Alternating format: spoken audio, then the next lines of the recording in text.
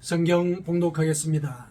신약 성경 히브리서 6장 13절에서 20절까지 히브리서 6장 13절에서 20절까지 같이 봉독하겠습니다. 하나님이 아브라함에게 약속하실 때 가리켜 맹세할 자가 자기보다 더 큰 이가 없으므로 자기를 가리켜 맹세하여 이르시되 내가 반드시 너에게 복주고 복주며 너를 번성하게 하고 번성하게 하리라 하셨더니 그가 이같이 오래 참아 약속을 받았느니라. 사람들은 자기보다 더 큰 자를 가리켜 맹세하나니 맹세는 그들이 다투는 모든 일의 최후 확정이니라. 하나님은 약속을 기업으로 받는 자들에게 그 뜻이 변하지 아니함을 충분히 나타내시려고 그 일을 맹세로 보증하셨나니 이는 하나님이 거짓말을 하실 수 없는 이 두 가지 변하지 못할 사실로 말미암아 앞에 있는 소망을 얻으려고 피난처를 찾은 우리에게 큰 안위를 받게 하려 하심이라. 우리가 이 소망을 가지고 있는 것은 영혼의 닷 같아서 튼튼하고 견고하여 휘장 안에 들어가나니 그리로 앞서 가신 예수께서 멜기세덱의 반차를 따라 영원히 대제사장이 되어 우리를 위하여 들어가셨느니라. 아멘. 우리가 지난주에 욥의 고난에 대해서 우리가 같이 묵상을 했었습니다. 욥에 당한 그 고난에 대해서 하나님께 올리는 그 한탄과 또 어떤 면에서 보면은 하나님께 대한 항의일 수도 있죠. 하나님께 항의를 한다는 것이 자기의 속마음을 하나님께 다 드러내는 그런 의미가 있는 것이죠. 그래서 그가 그렇게 힘들어하고 고통받는 그런 상황들을 볼 때 사실은 그런 고난이 한 번으로 오면 족하지 않을까 이런 생각도 해봅니다. 그런데 이제 우리의 삶을 돌아보면은 그와 같은 고난이 한 번으로 그친다고 장담할 수 있는 상황은 없지요. 그런 일들이 불시에 또 우리에게 닥치거든요. 그래서 우리의 삶을 이렇게 지나온 것만 돌아보더라도 참 고난으로 점철이 되어 있는, 그러니까 도전으로 우리가 참 많이 힘들어했던 그런 시간들을 우리가 기억을 할 수가 있습니다. 그런 일들이 앞으로도 없으리라는 이런 확정이 없거든요. 그러다 보면은 이제 우왕좌왕하게 되고 고난 앞에서 또 잘못된 선택을 하게 되기도 하지요. 자, 그런 경우에 뭔가 우리가 항상 참조할 만한 그런 이정표가 있다면은 아무래도 덜 당황해하고 또 혼란을 덜 느낄 가능성이 더 크지 않겠습니까? 신앙생활도 마찬가지거든요. 우리가 늘 참조하는 그런 어떤 이정표, 신앙의 이정표, 그것이 없다면은 고난이 우리에게 닥쳐왔을 때 어쩌면은 이 신앙 자체가 흔들리게 되는 그런 위기를 우리가 또 겪게 될 수도 있습니다. 그래서 이 신앙의 이정표를 우리가 마음속에 새기고 살아간다는 것, 이거는 우리의 신앙의 길뿐만 아니라 우리의 평생의 삶에 대해서도 평안을 허락하는 그런 원천이 될 것이다, 이렇게 생각을 해볼 수가 있습니다. 하나님께서는 우리에게 그 신앙의 이정표를 주셨거든요. 내가 너를 구원할 것이다 하는 그런 약속을 주셨죠. 그 약속이 우리 신앙생활의 이정표입니다. 하나님의 약속을 믿는 것이 그 이정표를 따라가는 것이죠. 그래서 고난이 닥쳤을 때 이것은 하나님의 그 구원의 약속이 버려지거나 폐기된 것이 아니라 그런 상황 속에서 오히려 그 약속을 바라보라는 그런 표시로서 우리에게 주신 것이다, 이런 생각을 하고 살아가요. 그게 바로 이정표죠. 이정표는 그것을 우리가 믿지 않을 때는 그 이정표로서 의미가 없는 것이잖아요. 어떤 상황이든지 그것이 나를 구원의 길로 인도한다는 것, 그걸 믿을 때 이정표가 의미가 있는 것이죠.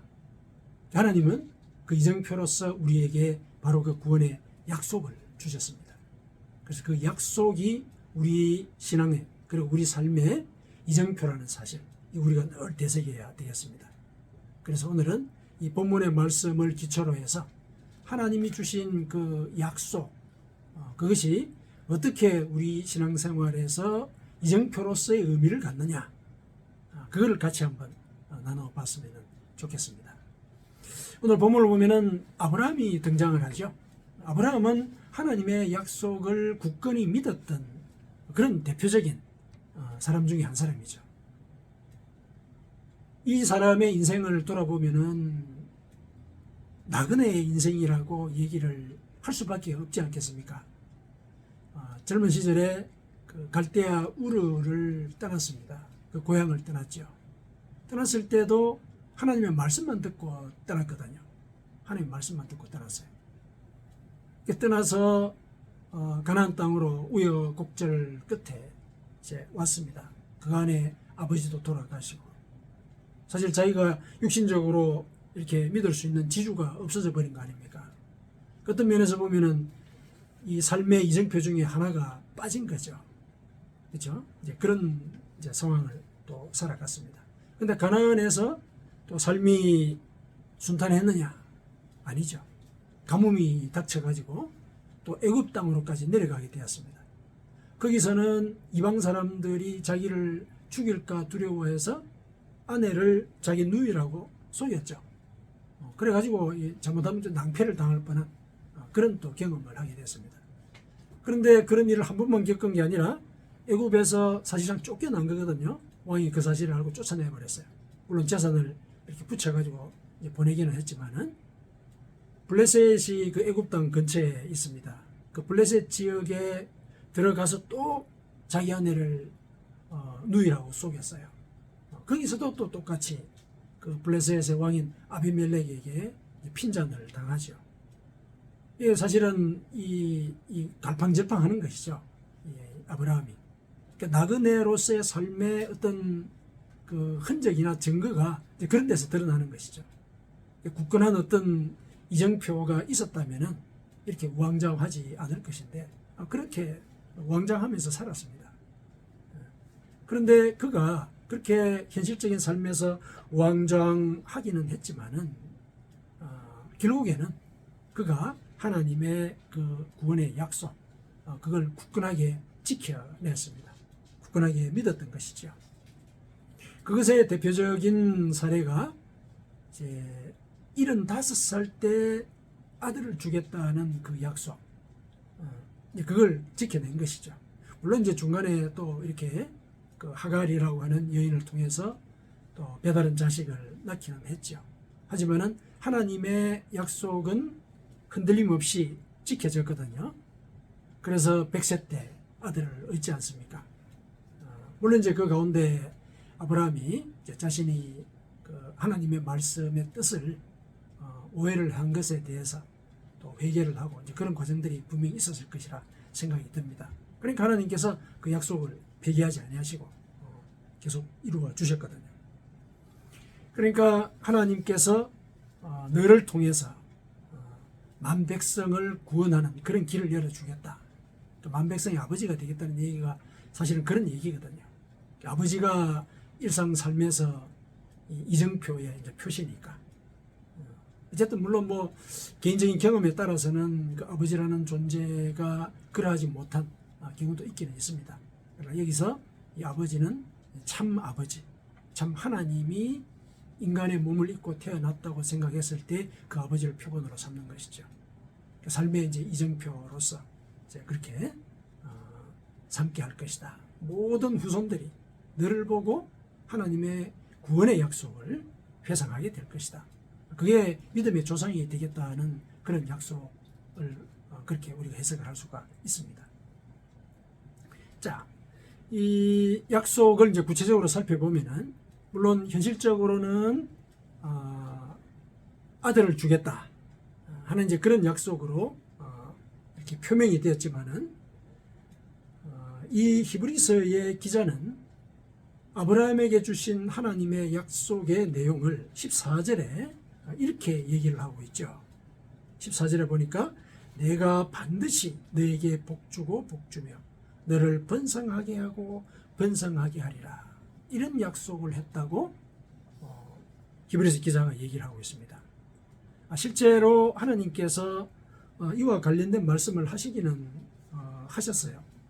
그게 표현이 이제 조금 다를 뿐이기는 한데요. 표현이 조금 다를 뿐인데 창세기 22장 17절에 이렇게 되어 있습니다. 창세기 22장 17절에 내가 네게 큰 복을 주고 네 씨가 크게 번성하여, 이런 이제 복을 약속을 하셨거든요. 이 말씀을, 이 하나님의 말씀을 히브리서 기자는 좀 풀어서 설명을 한 것이죠. 큰 복을 어떻게 설명했냐면 복주고 복주며, 이렇게 억구의 반복을 통해서 크다라는 의미를 확인을 시킨 것이죠. 단순히 이제 큰 복 이런 것보다는 복주고 복주며, 이게 이제 큰 복을 준다는 의미면서도 좀 더 현실감 있게 다가오지 않습니까? 그리고 내 씨가 크게 번성하여, 요 말씀은 번성하게 하고 번성하게 하리라, 이렇게 똑같이 억구의 반복을 통해서 이제 같은 의미로 이제 표현을 했죠. 의미를 사실상 강조를 해서 보여준 것입니다. 왜 이렇게 강조를 했냐면은 히브리서 기자는 아브라함이 그 약속을 지켜낸 것, 그렇죠? 지켜낸 것, 그것이 어떤 그 위대한 결정인 반면에 하나님께서도 그 약속을 끝까지 지켜내신 것. 중간에 아브라함이 좀 우왕좌왕하고 이러긴 했지만은 끝까지 약속을 지켜내신 것. 이것도 참 위대한 일이다. 그걸 이제 강조를 하고 싶었던 것이죠. 그래서 억구의 반복을 통해서 그런 뜻을 우리에게 일러주고 있습니다. 그래서 반드시 하나님의 약속은 이루어진다라는 사실, 그것을 히브리서 기자가 오늘 이렇게 알려주고 있는 것이죠. 그러니까 그 약속이 이루어지게 된 일종의 그 동력이라고 하는 것이 바로 그 아브라함의 믿음이고, 또 하나님께서 그 약속을 반드시 이루신다는 이제 그런 또 어떤 믿음, 이런 것들이 그 동력으로서 작용을 했다, 이렇게 얘기를 해볼 수가 있습니다. 그러니까 아브라함이 이제 그렇게 믿었다라는 거, 그거 이제 히브리서 기자가 우리에게 이제 확인을 시켜줬고, 또 성경을 통해서 우리가 알고 있지 않습니까? 그러니까 중간에 왔다 갔다 했던 이제 그런 것들은 우리 인간의 약함으로 우리가 받아 이제 들이대 궁극에는 이제 그 약속을 믿었기 때문에 그 약속의 결실을 아브라함이 갖게 되었다. 그러면 이제 왜 그렇게 아브라함이 하나님의 약속을 믿을 수가 있었던 것인가? 그걸 이제 우리가 살펴봐야 되는데, 히브리서 기자는 그 이유를 이제 두 가지로 설명을 해주고 있죠. 두 가지로 설명을 해줍니다. 자, 하나님께서 약속을 하셨는데 그 약속이 어떤 성격을 가진 것이기에 아브라함이 궁극적으로 그것을 믿을 수밖에 없었던 것인가? 첫 번째는 그 약속이 영원하신 하나님이 하신 약속이라는 것. 그걸 어떻게 얘기를 하고 있냐면 17절에 보니까 보십시오. 하나님은 약속을 기업으로 받은 자들에게 그 뜻이 변하지 아니함을 충분히 나타내시려고. 하나님이 하시는 그 약속은 그 뜻이 변하지 않는다는 거예요. 변하지 않는다. 하나님은 영원하신 분이시기 때문에 그분이 하신 약속도 영원하다는 거예요. 영원하다. 영원하다는 사실. 그거를 이제 믿은 것이죠. 그 뜻이 변하지 아니한다. 이거 이제 아브라함이 확인을 했다는 것이죠. 그래서 그 약속을 믿게 되었다는 것이고, 그 다음에 이제 그것을 충분히 나타내시려고 그 일을 맹세로 보증하셨다. 그랬죠. 하나님께서 맹세하셨다는 거예요. 내가 그 약속을 반드시 지키겠다라고 맹세를 하셨다는 거죠. 근데 맹세는 원래 자기보다도 더 큰 자를 가리켜서 맹세하는 것 아니냐. 그렇죠. 그렇게 얘기를 하고 있죠. 맹세라는 게 원래 그러지 않습니까? 자기보다 더 큰 자를 두고 맹세를 하는 것이 맹세인데, 하나님보다 더 큰 자가 없으니까 하나님은 자기를 걸고 맹세를 했다는 거예요. 그러니까 가장 큰 존재를 걸고 맹세를 했다는 거죠. 그래서 성경에 보면은 하나님께서 자기를 걸고 맹세를 했다라는 그 표현이 내가 내 이름을 걸고, 그러니까 내 이름을 위하여 내가 너를 구원하리라, 이런 얘기를 하시거든요. 내 이름을 위하여 너를 구원하겠다 했을 때 내 이름을 위한다는 것이 바로 내 이름을 건다는 거예요. 하나님이 내 이름을 건다는 거예요. 하나님이 맹세를 하신 그런 약속이기 때문에 아브라함이 그 약속을 믿을 수가 있었다, 이렇게 이야기죠. 그래서 이 히브리서 기자는 바로 그 두 가지의 사실이 18절에 보니까 하나님이 거짓말을 하실 수 없는 이 두 가지 변하지 못할 사실이다, 이렇게 얘기를 하고 있죠. 이 하나님이 거짓말을 하실 수 없는 이 두 가지 사실, 그게 뭡니까? 하나님은 영원하시다, 뜻이 변하지 않으신다는 얘기죠. 그러니까 그 약속도 영원하다는 거, 이 사실. 그 다음에 두 번째는 하나님이 그 약속을 지키기로 맹세하셨다는 거예요. 자기의 이름을 걸고 이 약속을 지키겠다라고 말씀을 하셨다는 거예요. 이 두 가지는 하나님이 거짓말로 해서 할 수 있는 게 아니다는 거예요. 그래서 이 두 가지의 사실 때문에 아브라함이 오래 참아서 그 약속의 결실을 얻게 되었다, 이렇게 얘기를 하고 있는 것이죠. 그런데 이 아브라함에게 주셨던 이 약속은 아브라함에게만 해당되는 게 아니에요. 아브라함에게 해당되는 게 아닙니다. 물론 우리가 아브라함의 영적인 후손이기 때문에 아브라함에게 한 약속이 우리에게도 그대로 적용이 됩니다. 그런데 히브리서 기자는 그 사실을 보다 분명하게 이렇게 우리에게 일러주고 있습니다. 19절에 보십시오. 19절에 18절부터 볼 수 있겠네요. 18절에 보니까 후반부에 앞에 있는 소망을 얻으려고 피난처를 찾은 우리에게 큰 안위를 얻게 하려 하십니다. 아브라함에게 하셨던 그 약속의 이 보증 기간이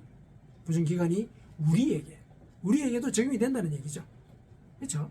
히브리서 기자가 있는 이 현실 속에서 그 우리를 포함하는 것, 지금 현재 우리를 포함하는 것이죠. 우리에게도 안위를 받게 하려는 이런 그 근본, 이 토대 위에서 그런 약속을 하신 것이다. 그리고 또 19절에 보니까 우리가 이 소망을 가지고 있다, 이렇게 얘기하지 않습니까? 그러니까 그 아브라함에게 베풀어졌던 그 약속, 그것은 하나님께서 영원히 지켜낼 것이라고 하시는 그런 어떤 이 약속이죠. 그런 사실을 토대로 하고, 그리고 반드시 지켜낼 것이라고 당신이 맹세하신 그 사실, 그것을 기반으로 해서 우리에게도 적용이 되는 일이다, 그렇게 얘기를 하고 있는 것이죠. 그래서 이 사실을 아브라함이 믿은 대로 우리도 그렇게 믿어야 하는 것입니다. 우리도 그렇게 믿어야 하는 것이죠. 이렇게 믿을 때 아브라함이 결국 믿음의 조상으로서 이렇게 인생의 결실을 맺었듯이 우리도 이것이 우리 인생의 이정표가 되어서 우리 믿음의 결실을 이룰 수 있어야 할 것이다, 그렇게 히브리서 기자가 우리에게 권면을 하고 있습니다.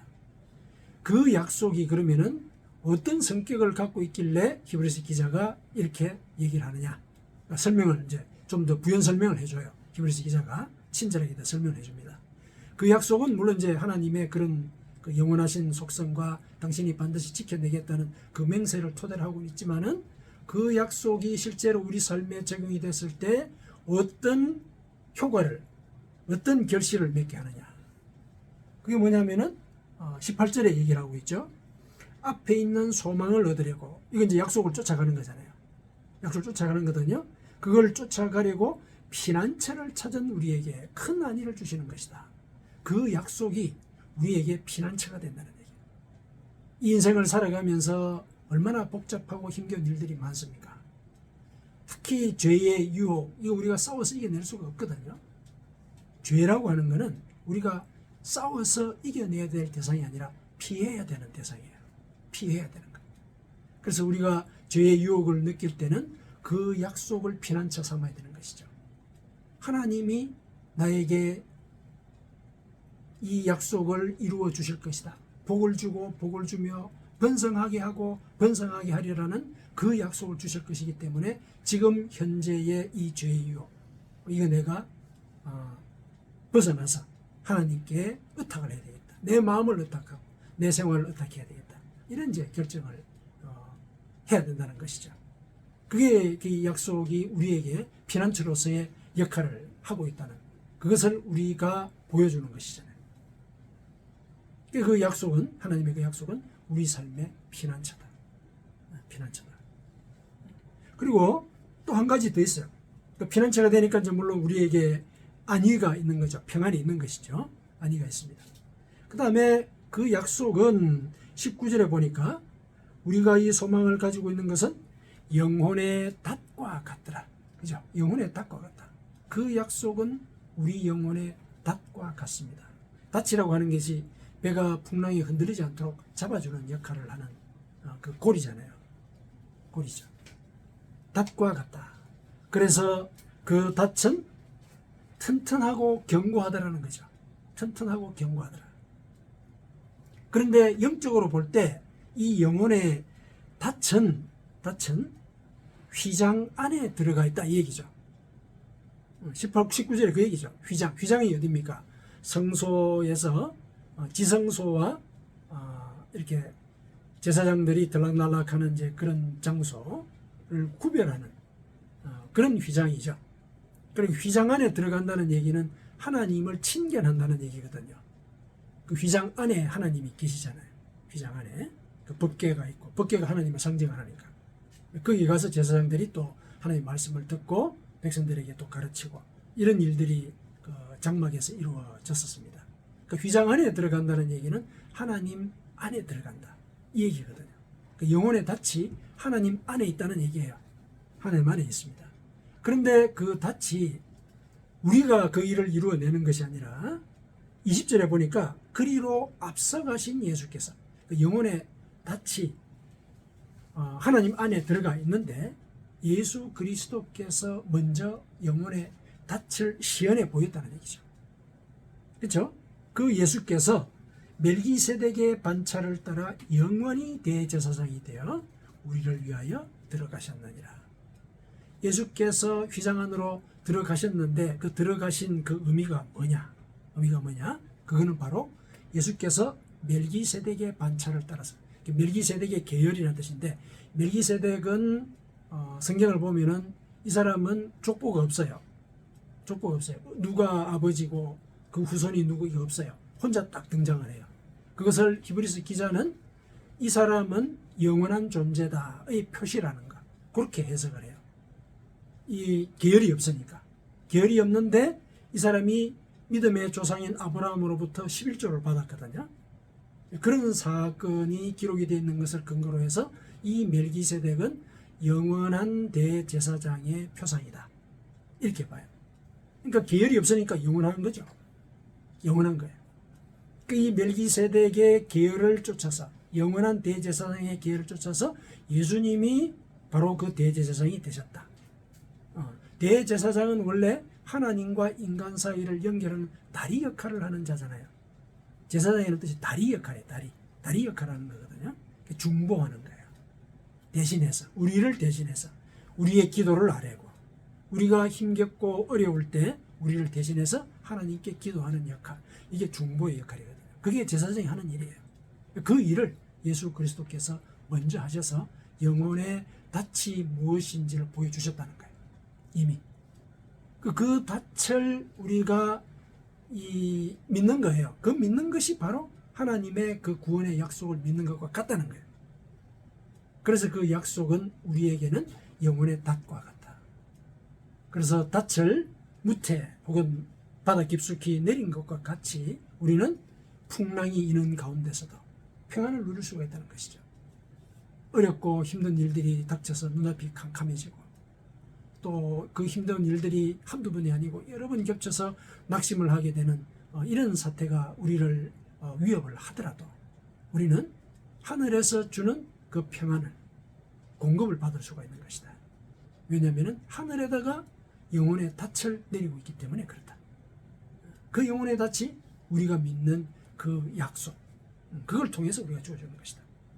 이렇게 얘기를 합니다.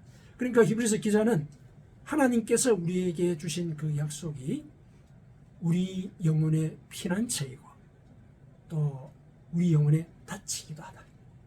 이렇게 얘기를 하는 것이죠. 자, 약속의 성격이 이제 그러하다. 그래서 우리는 그 약속을 믿어야 한다. 얘기를 하는 것이죠. 믿어야 한다. 그러면 이제 약속이라고 하는 것이 쌍방간의 그 의무가 존재하잖아요. 하나님은 우리에게 이와 같은 의미로 약속을 주셨어요. 이게 너에게 피난처가 된다. 이것이 내 영혼의 닻이다. 이런 차원에서 너를 복을 주고 복을 주며 번성하게 하고 번성하게 할 것이다. 이런 약속을 주셨거든요. 그러면 이제 약속의 상대방으로서 우리는 그 약속을 어떻게 지켜내야 되냐? 어떻게 지켜내야? 그러니까 그 약속의 의미를 우리가 믿고, 그죠? 믿고 흔들리지 않으려는 노력. 그게 이제 우리가 하는 그 약속의 상대방으로서의 의무를 하는 그런 일이죠. 그럼 그거를 믿고 예를 들어서 흔들리지 않으려고 할 때 구체적으로 어떻게 해야 되느냐? 이거 우리가 고민해야 되는 거잖아요. 어떻게 해야 되느냐? 하나님의 약속의 성격에 우리가 해야 될 일이 암시가 되어 있죠. 그 약속이 우리 영혼의 피난처라 그러지 않았습니까? 피난처다. 우리가 하나님께 피해야 된다는 거죠. 어떤 경우에? 어떤 경우에? 죄가 나를 유혹할 때 피해야 되는 것이죠. 죄라고 하는 것은 싸워서 이겨내기가 어렵습니다. 죄는 이게 죄라고 우리가 확인을 했을 때는 피해야 돼요. 하나님이 나의 도피성이라는 거. 이거 우리가 기억을 해야 되죠. 하나님이 가나안 땅에 도피성 6개를 만들려고 한 이유가 뭡니까? 이 우발적으로 살인을 했을 경우에 그 사람이 자기 목숨을 지키기 위해서 피할 자리를 만들어 주신 게 그 도피성이거든요. 하나님은 우리에게 도피성을 주셨어요. 우리가 살아가다가 우발적으로 죄를 저지르거든요. 죄는 바로 죽음과 연결이 되어 있지 않습니까? 죄를 지으면 죽게 된다. 이 하나님의 그 엄격한 명령이니까 죽게 되거든요. 근데 그 죽음을 피할 길을 주셨단 말이죠. 그것의 구체적인 어떤 행동적인 표시는 그러면 회개이겠죠. 죄를 피하는 그 도피성, 회개란 말이죠. 회개. 우리가 일상을 살면서 늘 회개하는 자세로 사는가, 회개하는가. 그게 바로 하나님의 약속을 우리가 지켜가는 그런 의무를 하는 한 가지의 방식인 것이죠. 늘 회개를 해야 된다. 그게 바로 약속이 우리 영혼의 피난처가 된다는 사실, 그거를 우리가 받아들이고 또 믿는 이제 그런 표시죠. 두 번째는 뭡니까? 영혼의 닻이라 그러지 않았습니까? 그 약속이. 그러면은 영혼의 닻이라는 사실, 그것이 하나님께 있다라고 하는 것을 우리가 믿어야 되는 것이거든요. 하나님께 그 닻을 통해서 우리에게 평안을 주시기를 우리가 간구하는 것이죠. 우리의 삶의 생명의 원천이 하나님께 있다고 의지하는 거예요. 그래서 무슨 일이 있든지 하나님께 기도하고 간구하고, 우리가 늘 해온 거 있죠. 우리가 신앙생활 하면서 늘 해온 거잖아요. 회개하고 또 하나님께 간구하고, 이거에 우리가 늘 해왔기 때문에 일상적으로 습관적으로 하는 것 같지만 이런 의미가 있는 거예요. 이게 바로 우리가 하나님이 우리에게 주신 그 약속을 우리가 지키는 방법이라는 거예요. 그것이 바로 그 약속을 믿는 그런 행위이기도 하고, 하나님께서 주신 그 약속의 의미를 우리 삶 속에서 살려내는 그런 길이기도 한 것이죠. 사랑하는 성도 여러분, 이 사실에 대해서 이제 바울 사도가 이렇게 확인을 한 것을 우리가 다시 한 번 더 우리가 살펴보십시다. 바울 사도가 뭐라고 얘기를 했냐면은, 하나님이 우리에게 그와 같은 약속을 하신 것은 이거는 복음이다. 복음이다. 기쁜 소식이죠. 복음이다. 그런데 이 복음은 모든 믿는 자에게 구원을 주시는 하나님의 능력이 될 것이다. 이렇게 얘기를 해요. 그 약속이 우리에게 복음인데 그 복음을 믿는 자들에게는 하나님의 능력이 될 것이다. 어떤 능력이 되느냐? 어떤 능력이 되느냐? 복음에는 하나님의 의가 나타나서 믿음으로 믿음에 이르게 하나니 이렇게 얘기를 해요. 기록된 바 오직 의인은 믿음으로 말미암아 살리라 함과 같으니라. 로마서 1장 16절에서 17절의 말씀이에요. 로마서 1장 16절에서 17절의 말씀. 우리가 받은 그 약속이 우리에게 복음인데 그 복음은 우리에게 능력이다. 어떤 능력이냐? 어떤 능력이냐? 하나님의 의가 우리에게 나타난다는 얘기예요. 하나님의 의라는 게 뭡니까? 하나님의 옳음이죠. 옳음. 그러니까 하나님이 우리를 보고 그 약속을 믿는 우리를 보고 네가 옳다 이렇게 얘기를 하는 거죠. 네가 옳다는 얘기는 뭡니까? 우리에게 너가 죄가 없다는 얘기예요. 옳다는 얘기가 그런 얘기죠. 네가 잘못한 게 없다는 얘기 아닙니까? 그러니까 용서를 해주시는 것이죠. 그렇죠? 그러면 당연히 바울 사도도 회개를 얘기하고 있구나. 우리 여기서 짐작해낼 수 있죠. 회개를 얘기하고 있구나. 하나님의 의가 우리에게 나타난다 그랬으니까 그 회개를 통해서 우리가 의로운 자로 다시 이렇게 거듭나는 것이거든요. 자, 그 다음에 믿음으로 믿음에 이르게 한다. 그 능력이 믿음으로 믿음에 이르게 한다는 얘기가 뭡니까? 그러니까 처음 믿음이 또 더 큰 믿음으로 이어진다는 그런 얘기죠. 믿음에서 믿음으로 이어진다는 것. 이거는 성화의 과정을 얘기하는 것이죠. 우리가 처음 하나님을 믿음으로써 하나님으로부터 네가 의롭다. 내가 네 죄를 다 사했다. 이거 인정을 받아요. 그걸 칭의라 그러죠. 칭의. 네가 의롭다고 칭해 주는 것이죠. 그게 하나님께 대한 어쩌면 첫 믿음이죠. 그 첫 믿음이 이제는 신앙생활의 과정 속에서 더 나은 믿음으로 나아가게 되는데 나아가게 되는 그 동력이 이 약속을 믿는 거라는 거예요. 이 약속을 믿음으로써 믿음이 더 커진다는 얘기죠. 그 과정이 결국 우리를 성장시킨다. 이 성장이라는 게 신학적으로 얘기하면 이제 성화라는 얘기죠. 우리가 하나님께 더 가까이 나아가게 된다. 거룩해진다. 그 얘기거든요. 성화의 과정 속에서 우리는 하나님이 주시는 평안을 우리의 영혼의 닷줄을 통해서 공급받는 거예요. 공급받는다. 바울 사도가 이 사실을 다시 확인해 주고 있어요. 히브리서의 그 내용을 바울 사도가 이렇게 우리에게 확인을 해주고 있으니까 이거는 분명한 사실이다. 신앙의 세계에서 하나님이 거짓말 하실 수 없는 이 두 가지 사실을 우리에게 확인을 시켜주신 것이다. 우리가 그렇게 믿어야 하겠습니다. 사랑하는 성도 여러분, 하나님께서는 우리에게 영혼의 구원을 약속하셨습니다. 그 약속의 현실적인 모형이 내가 반드시 너에게 복주고 복주며 너를 번성하게 하고 번성하게 하리라 하는 이런 말씀대로 실현이 될 것입니다. 우리는 이 약속을 믿습니다. 영원하신 하나님께서 약속을 하신 데다가 자기의 이름을 걸고 지키기로 이루어 주시기로 맹세를 하신 약속이기 때문에 그렇습니다. 그 약속이 반드시 이루어질 것을 우리가 믿을 때 그 약속은 우리의 삶과 신앙의 이정표 역할을 하게 될 것입니다. 그 약속을 믿는 자는 구원의 이정표가 제시하는 대로 회개하면서 그리고 하나님의 말씀을 순종하여 성화하는 삶을 살아가도록 노력할 것입니다. 이것이 우리의 다짐이 되어야 할 것입니다. 하나님의 약속을 믿으면서 죄와 죽음으로부터의 해방과 영혼의 닻이 공급하는 평안을 평생 누리시기를 축원합니다. 아멘.